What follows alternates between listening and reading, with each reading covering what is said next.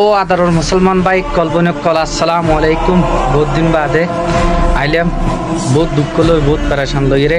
অনারার একখান হতা হই যখন আয় বাংলাদেশের মধ্যে গিয়ে এই 5 জনের দেন রোহিঙ্গা বাইক কল এবং বাংলাদেশের আরা 3 জন টোটাল 8 জন আরা ডাহা গেলাম আবু আম্মা জুনুনির সাবেল লাই।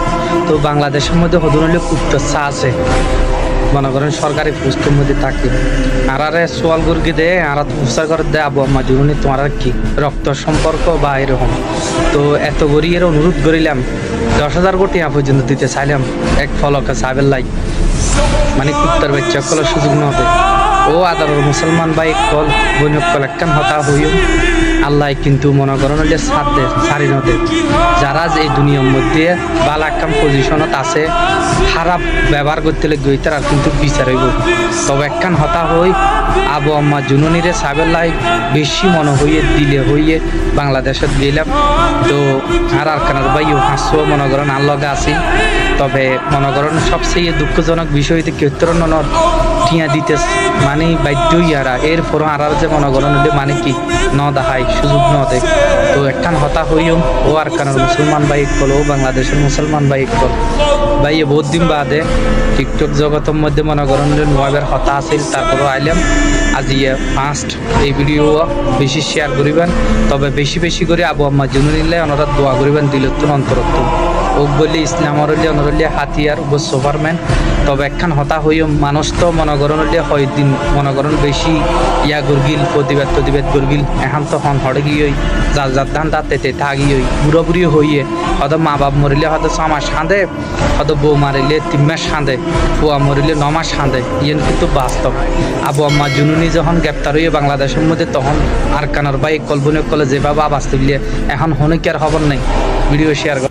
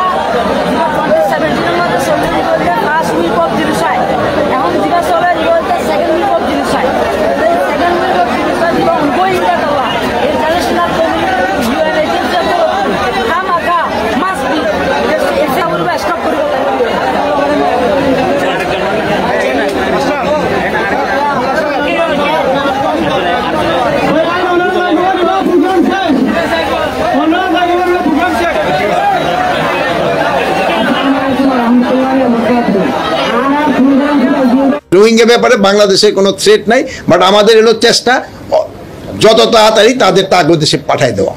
যত তাড়াতাড়ি আমরা পাঠাই দিতে পারবো আমাদের সমস্যার সমাধান হবে। এখানে ধরেন যে আপনারা তো জানেন যে মিয়ানমার বাহিনী যেটা আছে, যেটা আপনারা বলেন কি বলে তাপকোয়াগো, বাট আমি এটা বলি মিয়ানমার সেনাবাহিনী যেটা,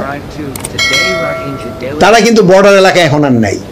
এটা পুরাটা কিন্তু আরাকান আর্মি দখল করে নিয়েছে। এখন মিয়ানমার আর্মির সাথে আরাকান আর্মির একটা যুদ্ধ চলছে।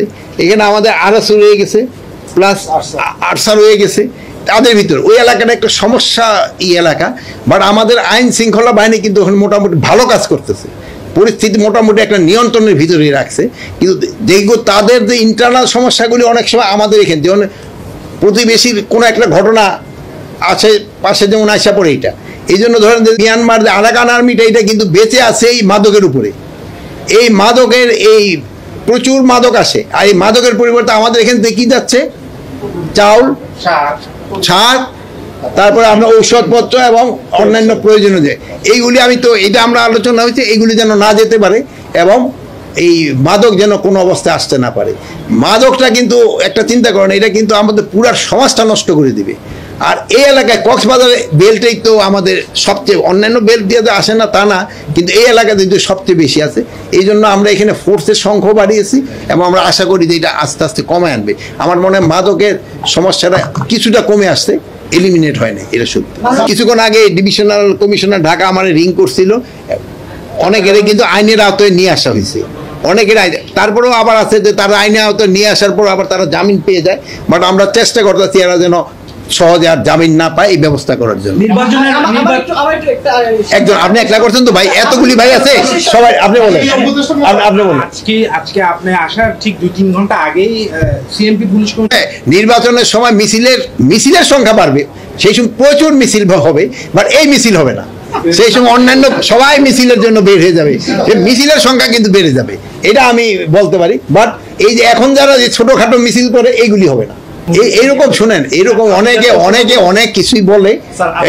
শোনে আমরা এই ব্যাপারে সজাগ আছে, আইন শৃঙ্খলা বাহিনী এই ব্যাপারে সজাগ আছে, প্রশাসন এই ব্যাপারে সজাগ না। রোহিঙ্গা ব্যাপারে বাংলাদেশের কোনো থ্রেট নাই, বাট আমাদের হলো চেষ্টা যত তাড়াতাড়ি তাদের তাগ দেশে পাঠাই দেওয়া। যত তাড়াতাড়ি আমরা পাঠিয়ে দিতে পারবো আমাদের সমস্যার সমাধান হবে। गुलाम कौम का कोई मुस्तकबिल नहीं है और आजादी कोई प्लेट में रख के नहीं देता, आजादी के लिए लड़ना पड़ता है। जंजीरें गिर नहीं जाती, तोड़नी पड़ती हैं। आजादी कोई देता नहीं, छीननी पड़ती है।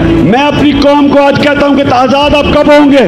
जब एक आम आदमी देहात में उसको ये थाना कचहरी पटवारी इस मुसीबतों से वो निकले, जब इंसाफ होगा तो कब्जा ग्रुप खत्म हो जाएंगे।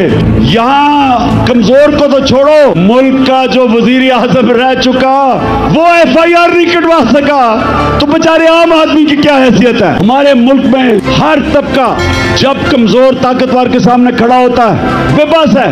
ये मैं जद्दोजहद इसलिए कर रहा हूं कि मेरा ईमान है कि अल्लाह एक दिन हमारे मुल्क पे करम करेगा, और वो तब करेगा जब ये कौम फैसला करेगी। जो कुरान में लिखा हुआ है कि मैं कभी किसी कौम की हालत नहीं बदलता जब तक वो कौम खुद अपनी हालत बदलने की कोशिश ना करे, और इंशाल्लाह वो मेरी कौम तैयार है अपनी हालत बदलने के लिए। मैं ये चाहता हूँ कि ये मुल्क हकीकी तौर पे आज़ाद हो, ताकि अपने ये मुकाम पे पहुंचे। मैं अपने आखिरी खून के कतरे तक इस मुल्क के लिए लड़ूंगा।